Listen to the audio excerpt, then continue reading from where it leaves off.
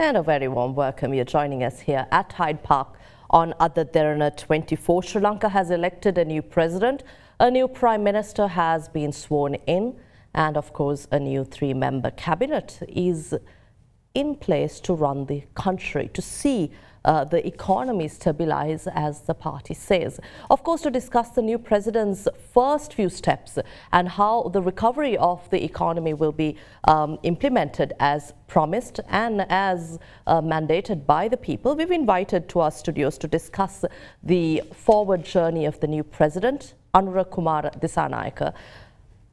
And we have with us tonight National Executive Committee member of the National People's Power, Chathuranga Abeysinghe. A very warm welcome to you. Thank you for this invitation. Again, this has been, how does it feel for you all, first of all? We feel achieved. It's been a long battle, not only for the last 2.5 years, but for decades and decades. The people struggle to make a change in this country, especially to change the political culture. And we've been talking about the economic crisis for many years in terms of the decisions or the direction that we are going in the economy is not, will make us bankrupt. So these were things that we've been debating over decades. And here we had the opportunity to obtain the power through the citizens. We created a citizens movement. It worked. And the demands of Waragale also supported this change. And it's probably one of the elections where the citizens congratulate citizens, because it is not only about the party, it's about the citizens even who lives in Sri Lanka and who lived abroad, made a huge effort to bring this change. And we are extremely happy with the outcome. Do you understand what this change is for? What is the understanding that the party has about the change demanded for and the kind of mandate that you've received? Yeah, so I think we've been very clear. We said two things. We are here to change the political culture. So that is in our DNA. That's how we've been doing politics, how we join politics, the reasons for people like us to join the NPP. That is intact. So the mandate and how we will behave from today onwards is, there's no big issue with that. The other piece is that we said the country never had a strategy or an economic plan, and we were never driven on our goals, and we were never driven on towards specific targets to growing Sri Lankan economy and distributing that benefit fairly to the masses. So that is what we have to do. So that is a challenging task. I won't say that's an easy task, but in terms of putting the governance structure right, rule of law on upfront, and ensuring the state sector efficiency is improved, those things are inherently built in us as a team. So we are not worried about that piece. It'll take shape very soon. But there are a lot of challenges in the economy, especially in terms of the immediate stabilization, the negotiations that are currently ongoing with the debt holders and the IMF, and also bringing the investments that is to take this country to the next level. These are challenging tasks, and I think we are up for it.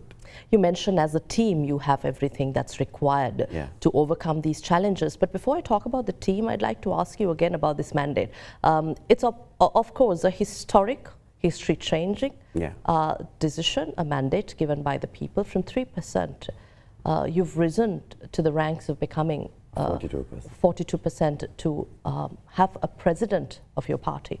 But how does it? How do you feel about this when taking over the economy, running the government? Does it feel like it's a major task ahead, a responsibility, or something that is daunting? The reason that we contested and we worked planning for this, it's not that it's something that we didn't expect. We expected the victory, we expected how it's going to become, and also we've ensured that we have the right people within the government sector also. We associated with, we discuss with every department. There are people who really want to improve those institutions. We had all these last 2 years, we worked with them, the inland revenue, the customs, the certain departments that are important to the economic revival. So we were not so worried about as it comes on a day. So I think for us it's basically doing what we said and guiding the teams on the on the government institutions, and especially we didn't want to check the cart too much. So we are mostly running with the secretaries who are there and giving them the right direction. I think it'll fall in track, and it already has. For the last 6 days it has been a smooth sail. So we think it'll improve from here onwards. President Anura Dissanayake dissolved Parliament, called for elections as pledged, I believe, on the 14th of November. But what is this team that you have? You have a 3-member team right now. Of course, the Prime Minister and your MP Derana, who's now Minister of several portfolios. Who will be your new team? Have you all decided on who will be contesting for the general elections? For the contesting, we do have a strong team, especially if you take Colombo. We have people who has been fronting the election campaign under the Dissanayake campaign, and each district we have these leaders. So these leaders are from the party structure itself, some are from the NPP party itself, and then some are from various organizations we built across the last few years. There are organizations related to professionals, there are organizations related to business community, there are organizations which represent women. So we have enough leaders to fill the ranks of the candidacy. And apart from that, we've identified a lot of people, not required people, to fill up a very strong national list as well. So we would see that list within within this week. What do you anticipate would be your mandate? So basically, for us to get a strong majority, so we think the current election results also give us a good platform to move from there. Because if you really look at this election, we were cornered in many ways. Like we didn't have the media, we had a lot of state misinformation running through. We had our main opposition, Samagi Jana Balawege, running a very unethical campaign in the last 2 weeks, saying that NPP will not support Buddhism and it will change the constitution. That was shared among all the temples during the Poya day, and we had an issue of people saying that we are very violent and after the election there will be a lot of revenge. Some people said that when we come into power we will take over assets. When you have 2 cars, we will take 1 car. And there were rumors about the stock market falling, rumors about IMF not supporting. So all these things we had to fight. So even with that we were able to take a victory. So I think the next election we also see that there is no opposition as such, because SJB is already broken, and UNP or the new coalition of past President Ranil Wickremesinghe, he has clearly mentioned that he is not going to contest as a Prime Minister candidate. So looks like we do have a great opportunity in building a strong parliament. And you have continuously, as a coalition, as a party, advocated for certain standards being set when electing members to parliament. Yes. Would you continue to uphold those principles? Yes, because that is why people gave that mandate, because people have rejected the traditional politics. If you really look at the current parliament, there are 2 types of people. One set of people who are from traditional political families to kind of safeguard their assets, wealth and credibility. They have come to politics. There's another set of people who has been doing illicit business and making huge amounts of money and spending that money on people and getting that power. Majority of the parliament currently represented like that. Is why people said, sometime, I can remember people going, so we don't want the 225, we want them off. So here's a real opportunity for people to find people with integrity, people with team effort, people with will to change the country, and people who would choose politics as a service rather a business. And NPP list even 2019 looks like that. So we don't have any necessity to move away from that. And you continue to say certain qualifications should be met. So qualifications in the sense, in terms of politics, there are various ways of qualifying, right? So that's why I said first integrity and teamwork. Second, there will be people who are highly educated. There will be people who are educated through the process, right? So there are, and there will be people who has professional experience like us. So there will be a good mix of people, and including artists and teachers, you know, various, because we have to represent all, right? And the ethnicities, the gender. So you will see a very good mix in each of our lists. Interesting. So NPP has been a coalition which was formed about 10 years ago. It's about, 8 years. 8 years ago. JVP has been in 65 politics, yes. So how do you think this mix will go going forward, especially when honouring some of the hard-fought politics over decades and this new sort of reforms that are brought about within the party through the coalition as well? How will this go forward in representing national politics? Yeah, so in terms of what we presented for the presidential election is a well-designed, agreed evolution of what JVP plus people who joined recently want to do. So there is no division between what JVP wants to do and what people like us who joined NPP wants to do. It's been a clear agreement, evolution. So if one is now interested to look at the JVP's evolution, I would ask you to read 2005, 2015 manifestos and read 2019 and 2024. You will see the progressive nature of it.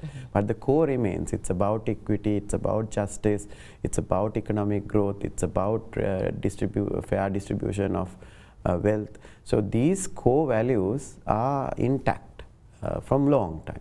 And how you're going to achieve it is the changes that we've made. What is the strategies we will use, what is the role of the government, what is the role of the private sector, what is the role of the international. So those are the things that would have changed over a period of time, but what we want to do and why we want to do is quite strongly upheld within all the members. I want to ask you what the first 100 days will look like, but what will be the first few steps that you're committed to right now? The government of President Anura Dissanayake and other measures that will be taken, because this is a crucial time for the economy, and you've come into power, or at least the president is elected at a crucial juncture. The election is on, but you have a period where a gap where certain important decisions have to be made. Yeah, so basically this is very clear, because for us it's very clear because we presented what we are going to do and people have voted on that. So what we want to do is very much in terms of changing certain financial burdens that are imposed on people in terms of their cost of living. And there are certain taxes that we want to change, and there are certain changes that certain industries are in need of. But these things we need to negotiate with the IMF. So our first priority becomes the next discussion and negotiation with the IMF, and we will present to them, when the demanded changes are made, what is the loss to the economy and how we would recover it from somewhere else. That is a discussion we are banking on. That is the first priority, the IMF negotiation. And in terms of the debt, the external debt negotiation, that also we need to conclude very soon. So those two becomes the top number 1 and 2. And at the same time, there is a certain benefits we promised immediately to the citizens, and those things will come into play, and certain issues we know, like the visa issue, and certain industries are having issues to operate. So those things will be addressed within these 2 months, and especially on the governance side, bringing discipline, minimalizing expenditure, and in terms of restarting the legal processes which were held back. Those are the things you can expect within this 1.5 months. I think a key pledge that was made by the NPP during campaigning was also that you would not continue with the governor of the central bank, secretary, finance secretary, etc., and some of the positions that were appointed by the then president, Ranil Wickremesinghe, former president. What is the requirement now for the change of stance? There was no statement that we would not work with them. There was enough statements about we are not happy with where we are going and the decisions that been taken. Now, for example, we fought against the local debt restructuring. We felt it was unfair. And even in certain austerity measures and not fighting hard enough with the IMF in terms of certain things, we were not happy how the government was handling it. So the current secretary and the central bank governor, we had a certain level of dislike on certain decisions, but we never said that we would, when we come into power, we would remove them. So currently there has been good discussions because our priority is this particular negotiation. They have been handling it. So as a party, we feel that that strength we should be able to use if they are willing to give. So currently we are happy to move ahead with these discussions with the setup that has been. And the transfer of the work, the process from former President Ranil Wickremesinghe to the new president, how has that transition been? So far it's been very smooth, and we would like to share our appreciation for that as well. So in terms of critical areas, in terms of fuel and stuff, and also the transition of the people's mandate, right? So this probably would have been the best democratic election thus far in Sri Lanka, because there was no violence was reported, and even the aftermath of the election has been very smooth, and people never felt that whether there was election or not. So I think that transition has been very smooth, and we would like to thank the previous regime for allowing us to take establish our ruling without a difficulty. And if you talk about the IMF, especially a big campaign discussion prior to the elections, and now we're talking about a fourth review. Yeah. Do you have an understanding of the timeline of the fourth review, how you would be working with the IMF going forward? Yeah, so I think we were very clear in our election manifesto that we would do our best to remain in the agreement in terms of agreeing to the 3 goals that is set for 2029. That is a positive primary balance and 95% of the GDP debt as a GDP, and then in terms of debt servicing to be 13%. The only issue, or not the things that we did not agree, is that we still feel that the 95% of the GDP as debt is not sustainable. We want to bring it further down. So that is what we will discuss with the IMF. And at the same time, we clearly said that the DSA, we will have a DSA from our side to negotiate. So, but the questions are that will this derail economic recovery? And do you still hold the same position that you will renegotiate or present a new debt sustainability analysis? Yeah, so because at present we have already achieved the targets which were set forth for this quarter. So there is no doubt that the current next tranche is going to come. At the same time, we are using that for negotiation. So Anura Dissanayake, even before the election, very much said, we are going to give it a shot. Right? If it's too difficult, we will still go ahead with what it is there. But it's our mandate to give it a shot and see whether we can improve towards where we want to take the economy to, because the original DSA says we will reach 3.1% growth in 2029. I mean, that is not what we want to do. We want to make it better. We want to bring down more investments. We are seeing a lot of opportunity in bringing down remittances. So there's a lot of variables that is different to the original assumptions. These are the things that we would discuss with IMF.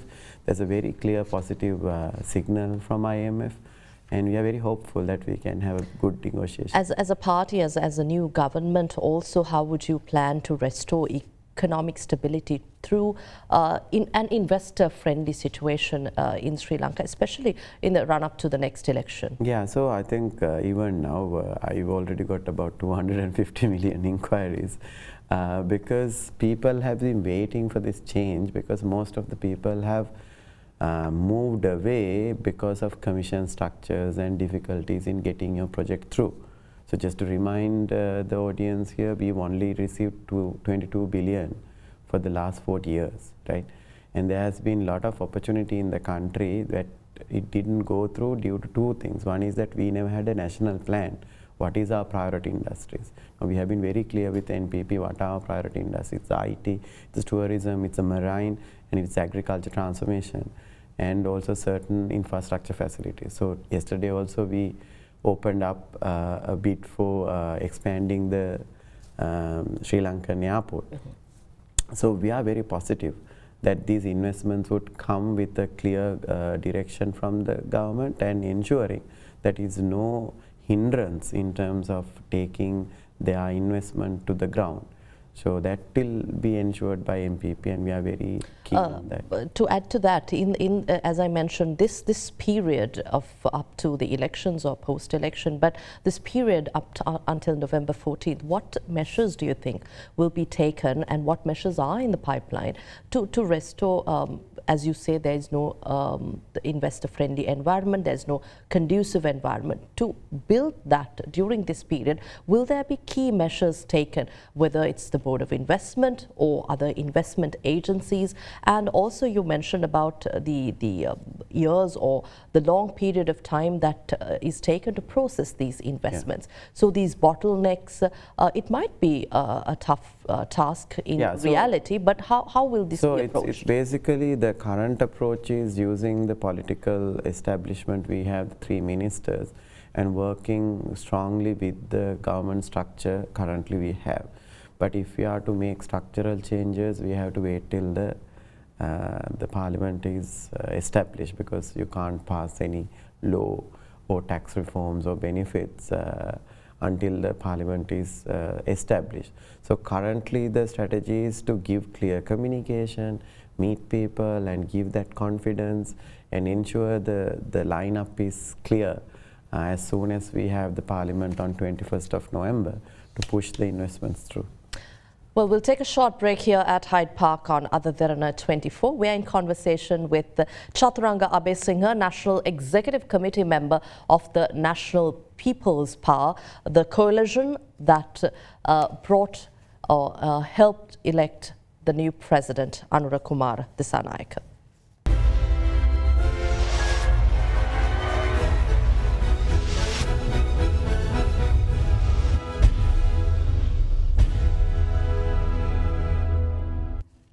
Welcome back. You're joining us here at Hyde Park, and we're in conversation with NPP's Chathuranga Abeysinghe.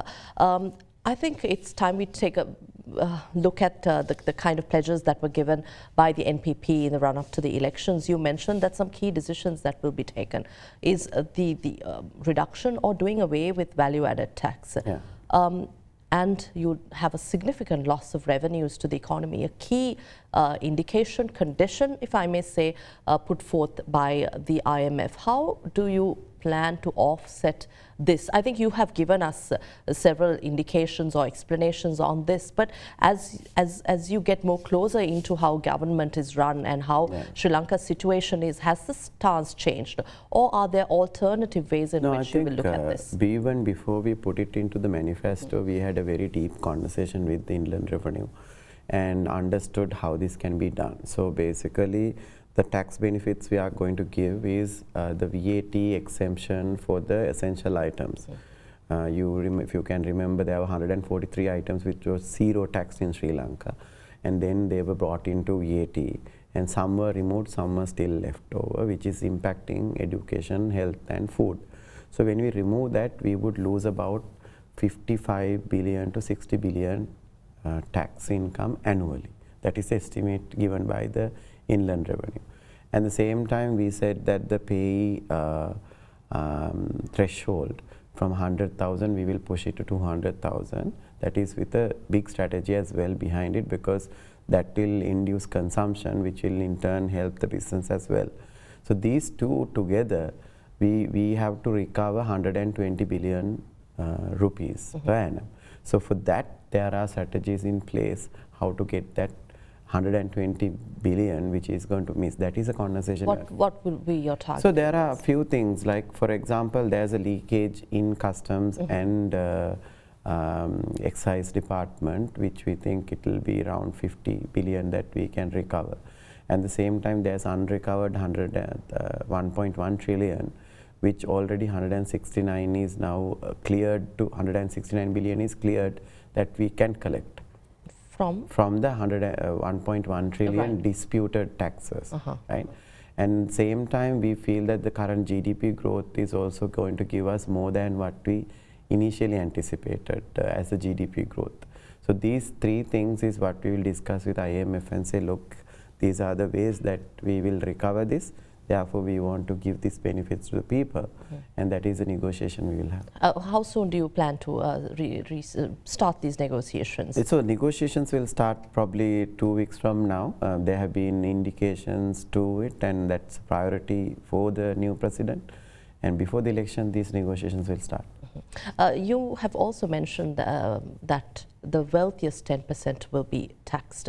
What will be the strategy in getting them into the tax net? Because a major conversation has been that this money is unaccounted for, and where the money is held or how this could be taxed, there is no proper system for it. So how do you plan to implement this? I can't recall any place we said that we will focus on the wealthiest 10%. No, because if you really look at the current tax system, the income earners are not in the tax net, right? We have only about 700,000 people who has tax files, whereas about 2 million people who are above the taxable income. So what we need to do is to use technology to expand this tax space. So where would the money be identified is through land, is through vehicles, and is through deposits. So these three things can be connected to the remis system, which is already there. So we need to expedite that technological process so that people will be the Inland Revenue will trigger the payments.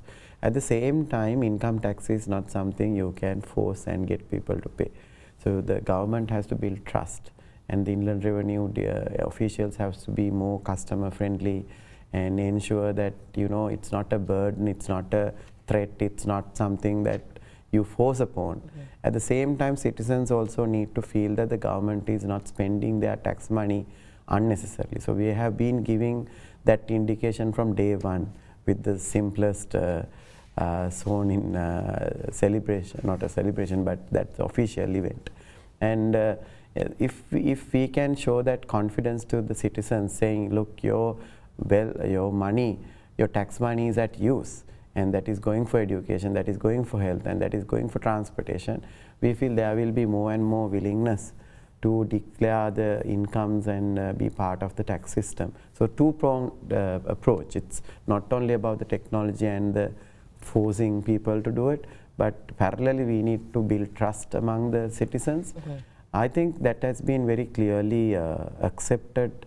We see the vote in Colombo, Kalutara and Gampa. People are happy to make that change. National security, you advocate for a reduction in the budget for national security. But Sri Lanka has continuously discussed, at least in mainstream politics, that national security should be beefed up. There should be investment in national security. But how does this, how do you plan to balance the threat geopolitically and internally, considering what Sri Lanka is so national security does not necessarily mean the amount of money you spent on it. So we are spending 550 billion on the budget, and we are well aware of the leakages in that system as well. But at the same time, if you really look at where the investment should have gone, has not gone. Our Air Force has not got the right equipment, flying hours, the maintenance has not taken place. Our naval technology has not got improved. Even we allocate that amount of money. So we need to reallocate where it's necessary, and unnecessary expenditure has to come down over a period of time. I'm not saying that it will happen dramatically in the first budget that we will present, but it will start reducing over a period of time, and that savings will move into education and health. But in terms of the national security, of strengthening the army, police and the the naval, from a technological perspective and the strength of the forces, that we won't compromise at any time. It won't get compromised. But in terms of the leakages and the unwanted expenditure that is taking place at this point, will get reduced as we go along. Foreign policy becomes a key question for many around the world. We see many wondering what the new president's foreign policy will be. But of course, a manifesto is presented and the NPP has made clear indications. But going forward, NPP is believed to be more China-leaning, or will NPP look at a more balanced approach? What will really be the foreign policy, especially concerning strategic investments and balancing the superpowers? Yeah, so I think we have been very clear that we will follow an unaligned foreign policy, and we clearly understand the Indian economic. We are in the Indian economic zone, and we have been having dialogue with India for the last 1.5 years, and very positive vibes in terms of not only investments but also to bring technology to governance. We have been having very good discussions with India. At the same time, China has also pledged their fullest support. Yesterday there was an event as well, and I think Saudi Arabia, there was there was a forum yesterday as well. So most of the countries now already has pledged their full support to the new president, and we would use it based on our national development plan. That is what we told them. We have a plan. This is where you can come in, and also we have clearly said we would not allow things that is not beneficial for Sri Lanka. And it's now, for example, before the election we said we will review the Adani agreement. I mean, we've been upfront about it, but at the same time that we have been explaining to the Indian government the reasons why we oppose it. So similarly, we will ensure that the interest of the country is safeguarded, and we would be open to work with any country who will come forward in terms of jointly growing this nation. When you talk about reviewing some of these investments, does it mean that this might even send the wrong signals to investors, especially affecting foreign direct investment? No, there was no foreign direct investments thus far. It was actually deals. So even the Adani one was not came through a bidding process. So you talk about Europe, you talk about green bonds, you talk about green funds, you talk about New Zealand, Japan, why they are not coming into Sri Lanka. We never had a process, a transparent process for investments. So I think it will be more positive when the government is strongly saying, you know, anyone who comes, this is our plan, this is the one we need for technology, this is money we need for capital, this is the money we need for market expansion. Here is opportunity. We want to open it for everyone. And in terms of government to government programs, we will see how we will balance the power off in terms of what kind of projects that we will go for G2G. And thus far, this transparency had not been there. Agreements have been signed even without presenting to Parliament. And people has not been made aware why this investment is required, for what, which area. These are never discussed, and some of the investment opportunities were never presented to local investors as well. So, for example, this wind power. So, the investment that is planned, it is not the investment that has been made. It's a plan, 450 million. There, when we opened up for 100 megawatt bid, the cost came down to $0.4 through 3 local bidders. So, investors will always look at stability, transparency, and the long-term policy of the country. And we feel there will be a lot of confidence in investing. And what will be the China factor here? How will the China factor be managed? So when you say China factor, China has not been giving undue influence for the last few years, I guess. And there is a program that already is on hold, which is on the port city, and also there's interest on the Hambantota port. So we will have to discuss with them how best that interest is served. At the same time, we are having very good relations with India. So we will have to manage both these superpowers ensuring that Sri Lankan sovereignty is safeguarded, and we are not going to align to either of the parties, so that we will be in trouble in 10 years of time. Going forward, what will be the emphasis given to trade negotiations, especially trade pacts? The previous government spoke about entering new blocks and venturing into new markets. What is the emphasis that the MPP plans to give to this, and how important? It is very important, because if you really look at Sri Lanka, we don't have right agreements with the developed world. Right? We have a trade agreement with India, we have one with Pakistan, we have one with Bangladesh. So it's not about the trade agreement, it's about what do you do with the trade agreement. So if you have a good portfolio of products, if you know what's in the pipeline, that is where you strategically invest in a trade agreement. Unless if you don't have that strategy of growth, strategy of production, strategy of innovation, what will happen is those countries will keep sending goods to us, and we don't have enough products. Now, if I give example of the Indian one, which is a very good agreement that to have, but the problem is our products are not at that quality standards to send to India. It's a huge market. Most of our brands are trying to go in, most of our products are trying to go in, but fail. Now, we had a chat with the Indian government also that they will also facilitate to have a certification process in Sri Lanka with their support. Sri Lankan products, so that they won't get bottlenecked at the port. So when you say trade agreements and pacts, it has to be an overall strategy in terms of where we are going, why we are going, what are we producing, and how the government is supporting those production in terms of inputs, in terms of technology, in terms of research. So if you don't have that piece right, just signing agreement does not grow countries. We can learn from South Korea, we can learn from Vietnam, we can learn from other countries. Now Bangladesh is in trouble, and people are looking for other alternative places, but Sri Lanka is not still positioned to bring down that order book, right? It's still going to East Asia. So we have to strategically look at what kind of agreements that we will get into and why. At the same time, we are very keen to get into underdeveloped markets which are growing, like Africa, to see whether we can establish ourselves early in the game, because we are already now behind the curve. So we need to look at new market development and penetrating the current markets. And we are very open for trade agreements and bilateral, multilateral agreements, but we need to have a production strategy right. That is where we are very keen.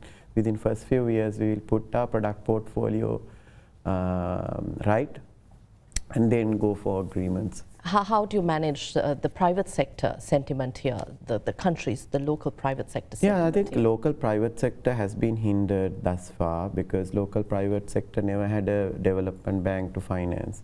Local private sector always had the same problems of commissions, bribery, red tape from the government. Local private sector had to take proposals to the ministries over and over again, nothing got through.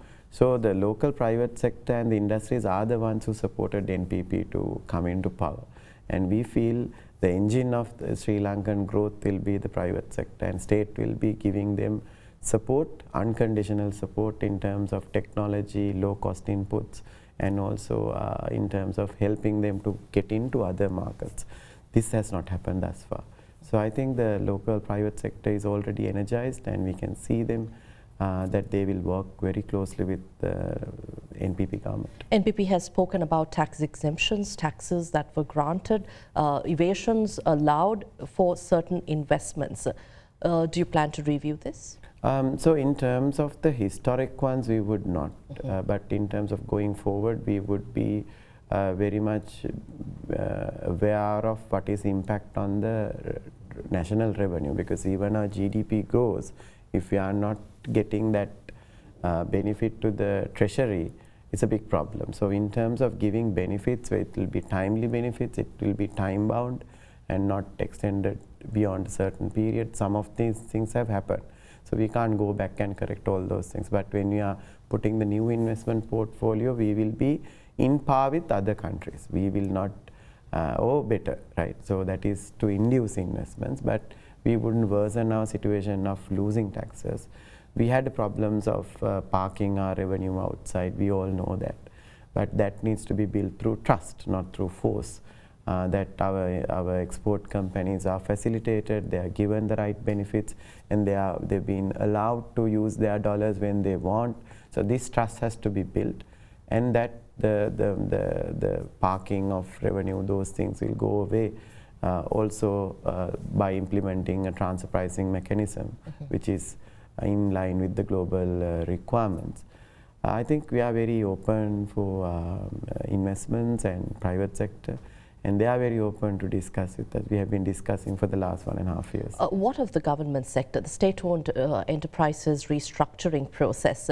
You mentioned that former President Ranil Wickremesinghe and his team had a smooth transition of the work that was done, and you expressed appreciation. But will, just as the IMF work continues as required for the country, will the SOE restructuring process continue? IMF clearly said restructure SOEs. IMF never said sell SOEs. It's Ranil Wickremesinghe's strategy.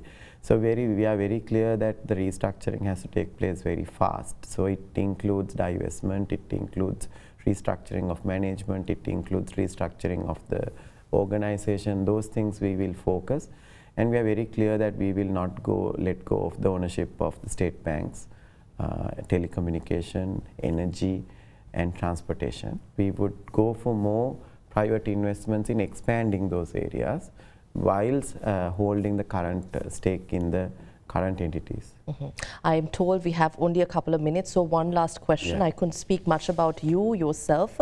You made a major transition or transfer from private sector to politics when NPP was at its lowest, yes. at 3%. But it sounded promising, I suppose, for you to make that decision. And to add to that, your background in finance, how will that be contributed to the forward journey of a government? As you talk about a new renaissance for the country, there are many youth whose aspirations they call to be met for a developed country. What will be the journey for the Sri Lanka? Export-oriented manufacturing, services. I think you are, as a professional, you probably will have something to contribute to. Just 2 minutes, I hope you have time. Firstly, I think myself, Dr. Harini Amarasuriya, all of us wanted to show Sri Lankans that there is way to get into politics without, getting into the bad side of the culture. And NPP has proven that they have given us opportunity, we have proved it. Secondly, my background in finance and digital transformation is going to be very critical in the change that we are going to do. So I've been handling the industries for the last 1.5 years, working with the industry because of my 16 years of experience. At the same time, our knowledge in terms of digital transformation and data usage is, you would see even the speeches that has changed, the decisions we make has been becoming smarter and smarter. So there are many professionals like me who is in the periphery of NPP. Some are openly coming into politics, some are as advisory level.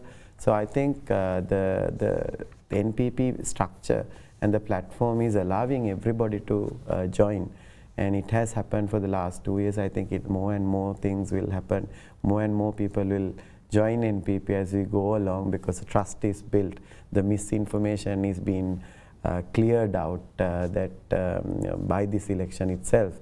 So I think our role to drive this country to a better place and helping the political structure to make the correct decisions, and also being able to listen to the industry and the private sector with open hands, is what the value that I would bring to the table. Thank you, Chathuranga, for your time here at Hydepark and for sharing your thoughts. I'm sure it's a very busy time ahead for you all. Yes, thank you very much.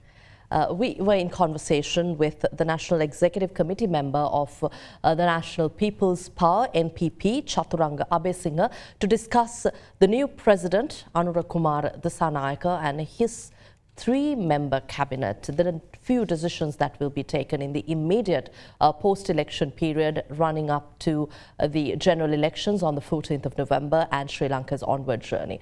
We'll see you again next week with yet another discussion here at Hyde Park. Have a pleasant evening. Good night.